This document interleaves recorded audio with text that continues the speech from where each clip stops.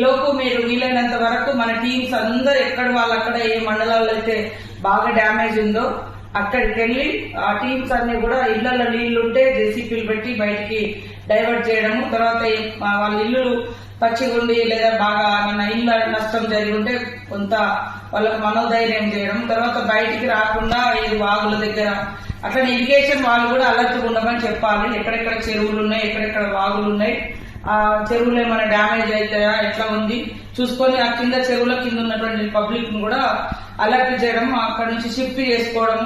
తర్వాత అందరు అధికారులు వాయిస్ రికార్డ్ చేసి ఆ మండలాల్లో అన్ని గ్రామాలకు చేరేటట్టుగా తడిసిన ఇళ్లలో ఉండద్దు. అదేవిధంగా కరెంట్ పోల్స్ కూడా ఎలక్ట్రిసిటీ వాళ్ళు కూడా అలర్ట్ ఉండాలి. తర్వాత డ్రింకింగ్ వాటర్ ను కూడా మనము అంటే అందుబాటులో ఉంచుకునే విధంగా చూడాలి. మొత్తం నిరాశ్రులైనటువంటి వాళ్ళు ఎవరైతే 500-600 మంది ఉన్నారో వాళ్ళకు ఫుడ్ కానీ వాటర్ కానీ మంచిగా ఇబ్బంది లేకుండా ప్రొవైడ్ చేయాలి. తర్వాత R&B PR వాళ్ళు కూడా ఎక్కడెక్కడ డ్యామేజ్ అయినాయి అవన్నీ తిరిగి అవన్నీ నోట్ చేసుకోమని చెప్పండి.